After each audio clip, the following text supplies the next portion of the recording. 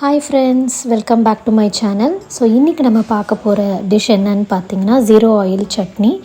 இது மெயினாக நான் ஏன் காமிக்கணும்னு நினச்சேன்னா, நைட் டின்னர் வந்து பார்த்திங்கன்னா மேக்ஸிமம் ஆயில் வந்து அவாய்ட் பண்ணுறது நல்லது.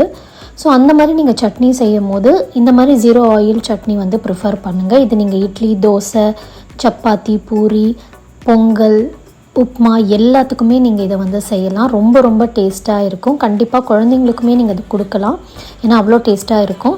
ஸோ செய்முறை நான் ஃபஸ்ட்டு சொல்கிறேன்.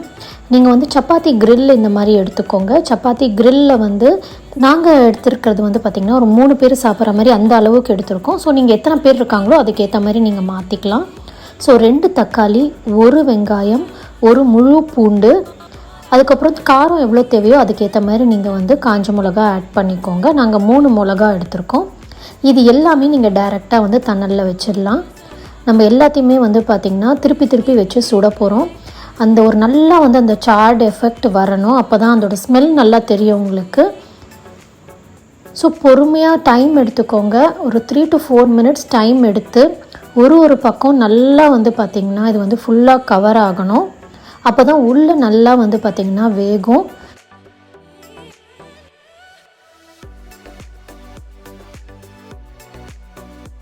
நீங்கள் பொறுமையாக செய்யும் போது எல்லா பக்கமும் வந்து பார்த்திங்கன்னா ஈக்குவலாக வந்து உங்களுக்கு அந்த ஃப்ளேவர் வந்து ஸ்ப்ரெட் ஆகும். ஸோ ஃபஸ்ட்டு வந்து பார்த்திங்கன்னா பூண்டு இந்த மாதிரி திருப்பிக்கோங்க. அதே மாதிரி தான் வந்து வெங்காயம், தக்காளி ரெண்டுமே அதே மாதிரி தான்.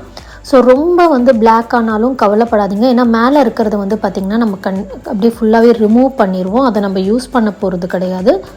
ஸோ அதனால் எல்லா பக்கமும் கவர் ஆகிற மாதிரி நீங்கள் வந்து அந்த வெஜிடபிள்ஸை வந்து திருப்பி நீங்கள் போட வேண்டியதாக இருக்கும். ஸோ அந்த மாதிரி நீங்கள் இது யூஸ் பண்ணிக்கோங்க, இன்னும் ஈஸியாக இருக்கும். டாங்ஸ் மாதிரி யூஸ் பண்ணிங்கன்னா இன்னும் ஈஸியாக இருக்கும் உங்களுக்கு.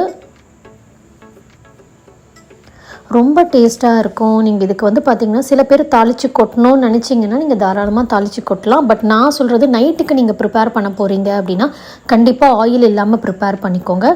ஸோ இது கொஞ்சமாக ஆறுனதுக்கப்புறம் ஒரு தட்டில் வந்து மாற்றிட்டு அப்படியே கட் பண்ணிங்கன்னா அதுவே வந்துடும் உங்களுக்கு. மேலே இருக்க தோல் வந்து பார்த்திங்கன்னா ஈஸியாக ரிமூவ் பண்ண முடியும்.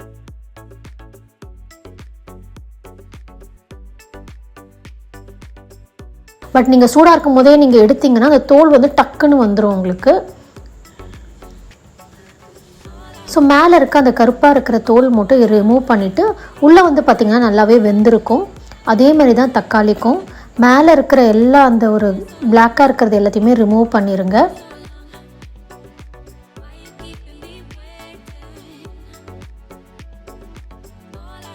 பூண்டு வந்து பார்த்திங்கன்னா தனித்தனியாக எடுத்துருங்க. பூண்டு நடுவில் இருக்க அந்த தண்டு வந்து நீங்கள் யூஸ் பண்ண தேவையில்லை. ஸோ பூண்டை தனித்தனியாக எடுக்கிறதும் ஈஸியாக தான் இருக்கும். அது தோல் அப்படியே இருக்கட்டும், தோல் ரிமூவ் பண்ணணும்னு அவசியம் கிடையாது. ரொம்ப கருப்பாக இருந்தால் மட்டும் ரிமூவ் பண்ணிடுங்க. ஸோ இதோடு நம்ம சேர்ந்து வந்து கருவேப்பிலை, அதுக்கப்புறம் கொத்தமல்லியும் ஆட் பண்ண போகிறோம். நீங்கள் டைரெக்டாக இதை கட் பண்ணி அப்படியே வந்து மிக்சர் ஜாரில் நீங்கள் ஆட் பண்ணிக்கலாம். ஸோ அந்த பர்ன்ட் ஃப்ளேவர், அந்த பர்ன்ட் டேஸ்ட் உங்களுக்கு பிடிக்கும் அப்படின்னா கண்டிப்பாக இதை ட்ரை பண்ணி பாருங்கள். எல்லாருக்குமே பிடிக்கும். நீங்கள் சப்போஸ் அவங்களுக்கு சொல்லாமையே இந்த சட்னி கொடுத்தீங்கன்னா அவங்கள கண்டுபிடிக்க சொல்லுங்கள். கண்டிப்பாக அவங்களுக்கு தெரியாது, ஏன்னா ஃப்ளேவர் அவ்வளோ சூப்பராக இருக்கும். கொஞ்சம் அந்த பர்ன்ட் ஃப்ளேவர் வந்து டிஃப்ரெண்ட்டாக அவங்க ஃபீல் பண்ணலாம். பட் ஆனால் வந்து நார்மல் சட்னிக்கும் இதுக்கும் உங்களுக்கு எந்த டிஃப்ரென்ஸுமே தெரியாது. அவ்வளோ நல்லாயிருக்கும், ருசியும் சூப்பராக இருக்கும். ஸோ நீங்கள் எல்லாமே சேர்த்துட்டு கருவேப்பிலை, அதுக்கப்புறம் வந்து கொத்தமல்லி சேர்த்துட்டு உப்பு சேர்த்துட்டு நீங்கள் அரைச்சி எடுத்துடலாம். கருவேப்பிலை, கொத்தமல்லி வந்து நீங்கள் பச்சையாகவே ஆட் பண்ணிக்கலாம்.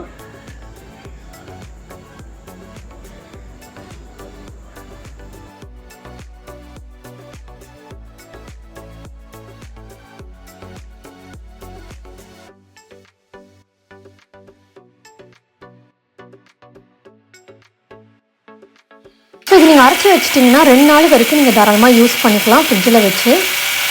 ஸோ நம்மளோட ஜீரோ ஆயில் சட்னி வந்து ரெடி ஆகிடுச்சு. கண்டிப்பாக நீங்கள் வீட்டில் ட்ரை பண்ணி பாருங்கள். ரொம்ப பிடிக்கும், குழந்தைங்களுக்குமே ரொம்ப பிடிக்கும்.